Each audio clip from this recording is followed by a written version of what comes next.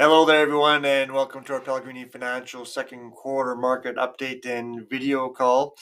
Yeah, it's been a busy summer and it's been moving along far too quickly. And yeah, I'm a little bit behind perhaps on this call, but we'll get right into it here. So, markets here through the first quarter were quite strong, and that kind of carried off into the second quarter as well. We had kind of a pullback early in April, and then through May and June, markets really just picked up and carried on as they had earlier in the year as well. And so, again, much of it is still driven by much of those large cap tech companies, and technology sector in particular was the strongest performer. And of course, as I show here in the chart at the top, I mean, the NASDAQ itself, which is the tech heavy index in the US, had a very strong quarter in Q2. And of course, still a strong year to date number as well on top of that, regardless of the recent pullback. And we'll get into that in a bit. On the Canadian markets were subdued, obviously, and slightly negative for the quarter, positive on a year to date basis, but in Q2, really energy markets, utilities, and some of those sectors were the ones that were kind of the detractors and pulled Canadian markets down. Again, not a lot of economic growth in Canada either, so not a lot of growth in any other sector necessarily. So you saw that kind of relate in the performance. Euro, of course, was probably one of the more negative detractors in Q2. Again, still positive year to date. But again, we saw the Euro stocks in particular pull down. And so you see those other markets across the board, nothing too significant with each of them necessarily. But that's where we certainly saw performance, both positive and negative. Um, the volatility was far more driven here as of late, and again, maybe squeaking into the Q3 quarter a little bit. I mentioned volatility and are expecting a bit more here at the end of the last call. That really didn't materialize until more of late, and of course, we saw beginning of August where this volatility really increased in negativity to the downside. A lot of downdraft on the tech sector as well, and not that it's overly concerning in the sense that there was a lot of froth taken off the top. It's certainly not viewed as a long-term trend. And so, that volatility has increased and come back to kind of where it was, more neutral level, I suppose.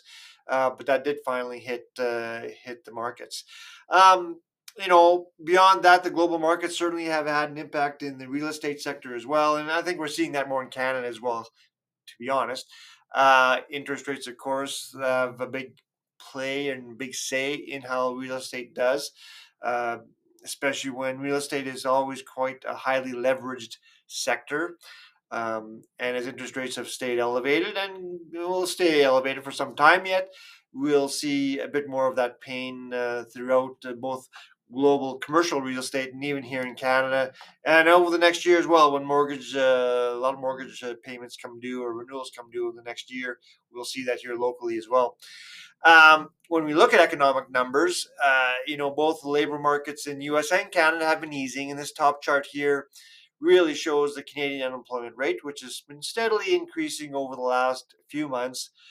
By no means is that a significant number in regards to the unemployment rate.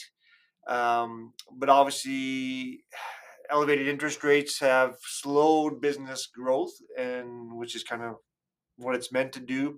Obviously, it's meant to combat inflation, and we'll get into inflation here in a little bit as well. But you see the economic GDP of Canada here in the bottom chart. Eking out small gains is probably the best way to put it. And we've talked about that in the past, where Canadian GDP was basically at recessionary levels. Officially not, although again, if you read even the local newspapers and things like that, most of our economic growth has come from population growth, and so really without that, we would be in recessionary territory. But as it is, it's eking out small gains here, and again, nothing significant. That trend probably remains in place, and I think obviously we're in an interest rate cutting cycle now in Canada, and so the expectation is that should turn around as time goes by, but that'll take some time. Overall, globally, I mean, the Chinese growth is still a bit of a story out there where it's continuing to slow. They've cut rates there as well. Again, a lot of investments moving out of China as well, so they're kind of fighting a couple battles on different fronts.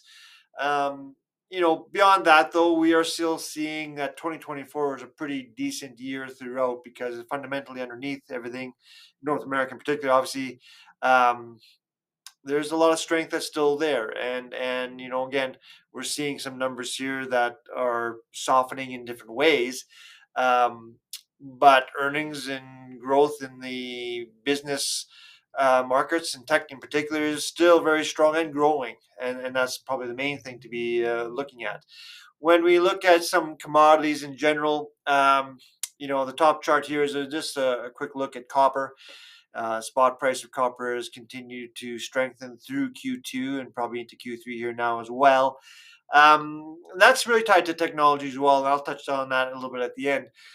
In regards to currencies, Canadian dollar in particular, I've touched on that here, which we're looking at Canadian dollar that's been somewhat weaker through the current year, and that's really not a trend that's really been changing. The quarter as well has been down. Of course, year to date still negative as well, and really that's a lot of just again economic prospects that are a little bit weaker, employment that's not as strong, um, interest rates that have declined further and faster than the U.S. in particular, of course. And so I don't think that outlook really changes for the Canadian dollar in the sense that it's probably pretty stagnant where it's at and maybe depreciating slightly against the US. The US is still pretty much not has changed really the US dollar against other currencies and globally in this past quarter, but in Canada in particular, we've had a bit of a depreciating dollar. When we do get into the interest rates and inflation, we have obviously seen now two rate cuts here in Canada, nothing in the US yet. We've seen the Euro central bank cut rates in a couple of different Asian economies and other European countries, of course, cut rates as well. But in Canada, we're down to 4.5% now. Um, I think again, Canada with a little softer economic growth and again a little bit more of a household economy that's really tied a lot more to housing costs. I mean, I think that is part of the motivation for the central bank or Bank of Canada, pardon me, to cut rates. Economically, again, we still have positive growth, even though it's anemic, it's still positive. But again, obviously, they're trying to get ahead of that curve a little bit as well. Inflation on the bottom chart here has been quite tamed. And so we've seen now that inflation really come down across the board. The exception being shelter costs was one point I wanted to make there because between rental costs and mortgage interest costs, I mean, those are the two things that really impact households. Um, Again, you got high demand, and again, mortgage rates that are as they're continuing being reset or renewed. You're having a higher interest rate mortgage cost, and that is being reflective in that inflation number as well. But other countries and regions across the globe have also had inflation really become now more tamed and allowing central banks and Federal Reserve in the U.S. and whatever else to change their policy a little bit and be a bit more accommodative. And again, we'll probably see again a bit more broader and wider interest rate cut environment.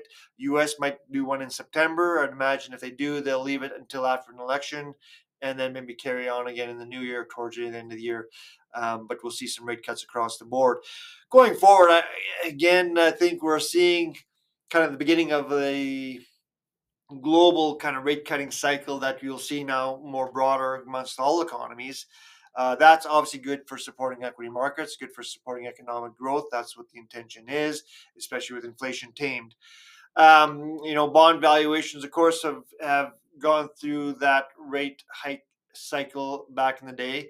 Now, as interest rates cut again, that's positive for the bond markets, and there's just a greater yield being paid as well on these interest bearing assets, and so that's positive to the bond markets. And again, we mentioned this in the past, but AI, artificial intelligence, in the tech sector is still flourishing and looking to grow. And it's not just growing by demand or usage; it's also growing earnings, and that is the key component. So, as much as the tech sector has driven market returns, a lot of earnings and revenue growth has followed with it, and so it's not like it's unearned growth and unearned stock appreciation. There is some element there that is supportive of higher stocks, higher valuations, and that AI and that tech sector is still going to be a big key component of growth, even in the markets here going forward. And I think through the rest of the year, which will have some volatility still coming up, no doubt. But fundamentally, it's still looking quite good for 2024 and economic prospects, especially in a rate cutting cycle. I think I'll leave it at that. Do thank you for joining us, and hopefully look forward to hearing you and seeing you again in Q3. Thank you, and bye for now.